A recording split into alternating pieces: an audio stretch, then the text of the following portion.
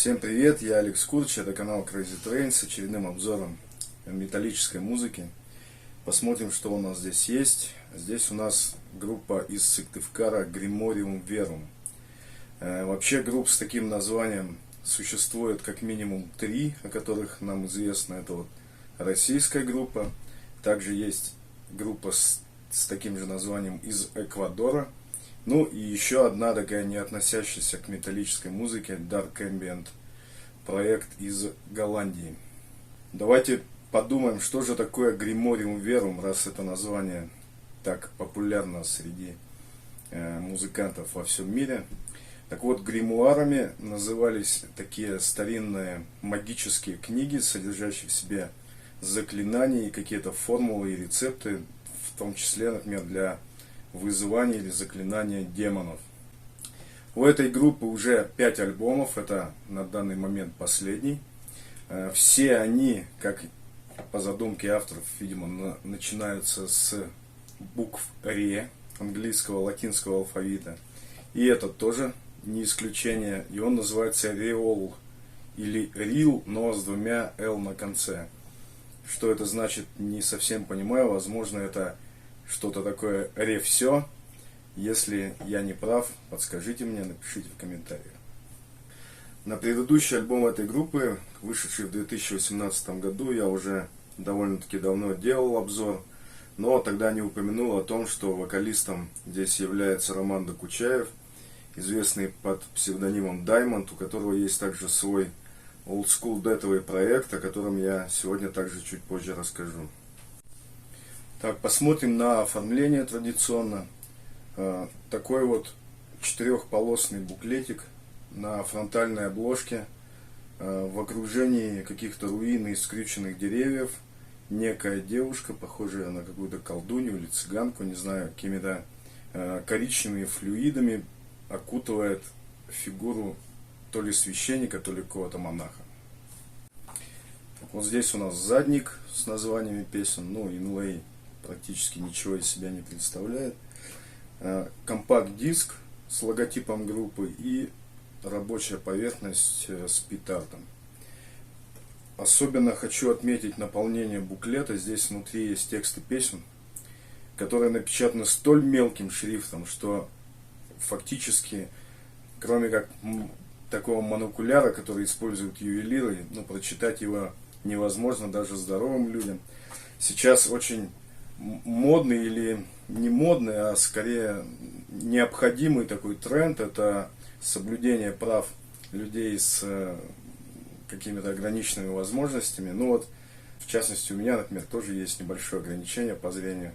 Стоит вам только на 1 единичку получить ухудшение зрения, как вот этот шрифт становится для вас абсолютно нечитаемым. Поэтому призываю издателей и артистов все-таки отнестись немножко с большим уважением для таких вот уже старперов, как я, например, сделать шрифт немножко покрупнее, увеличить буклет хотя бы до 8 полос. Ну, или хотя бы, если это не получается по финансовым причинам, выложите, пожалуйста, тексты куда-нибудь, хотя бы на Metal архив, чтобы можно было изучить, о чем идет речь. Ну, а теперь обратимся непосредственно к музыке, записанной на этом альбоме. Слишком много мне об этом сказать не получится, потому что фактически этот альбом является наследником или последователем классических творений в этом стиле, в стиле Symphonic Black Metal, таких как Dimmu Borgir и Cradle of Filth, если называть самые прославленные имена. Вся музыка достаточно быстрая, агрессивная, пересыпанная большим количеством клавишных, которая, правда, надо сказать, не превалирует. Все-таки музыка ориентируется скорее на гитарную работу. Какого-то такого эпического пафоса не присутствует, к счастью. Хотя, нужно сказать, что самый последний трек инструментальный, он как раз в таком вот эпически пафосном стиле и исполнен. Ну и на всем альбоме, как мне показалось, есть 2 момента, которые несколько ломают его общую структуру или общую какую-то форму. Это лирическая часть, такая с замедлением ритма во второй половине 6-й песни. И 7-й трек, который начинается чуть ли не с хауса или какого-то там traditional electronics в духе начало там танцевальной электронной музыки 80-х годов. Ну и вообще весь 7-й трек, он такой какой-то немножко выпадающий из общей канвы альбома. Теперь поговорим о качестве записи. И вот здесь надо сказать, что к большому счастью и большому, можно сказать, удивлению, все записано просто идеально, как на мой слух. Все сбалансировано, нету никаких раздражающих моментов, какого там хаоса в звучании, все детализировано. Ну и как говорил Форрест Гамп, вот и все, что я хотел сказать об этом альбоме. А сейчас, раз уж мы завели речь о группе Diamond, проекте Романа Докучаева, который поет в группе Grimorium Verum, то этот диск я вам сейчас тоже покажу и немножечко расскажу о нем.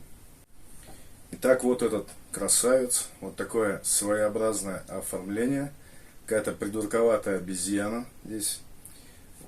Кому-то это может не понравиться, но вот название альбома сразу говорит, куда вы можете засунуть свое мнение об этой обложке. Здесь очень и очень простое оформление, опять же вот такой разворотик с текстами песен, чуть-чуть покрупнее, здесь уже что-то хотя бы можно разглядеть. Здесь в фотошопе состряпаны фотографии музыкантов и техническая информация.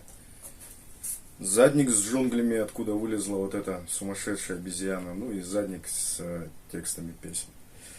Альбом вот уже достаточно старенький по современным временам, когда каждый год выходят тысячи, десятки тысяч альбомов в металлическом жанре. 2014 года вышел он на Mohead Production, но это не говорит о том, что по прошествии вот этих вот скольки 9 лет уже о нем просто можно забыть и больше никогда не возвращаться. Наоборот, сегодня я послушал его в очередной раз, спустя много лет. И должен сказать, что впечатления только все больше и больше улучшаются с годами.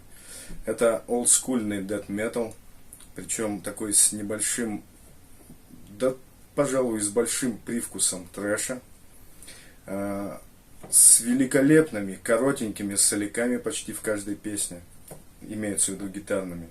И в первую очередь хочу отметить великолепный вокал Романа Докучаева по прозвищу Diamond, который поразил меня тем, что на альбоме Grimorium Verum он поет скримом весь альбом, а здесь отличным гроулом, который мне напомнил нашего, так сказать, родного Криса, нашего Барнса.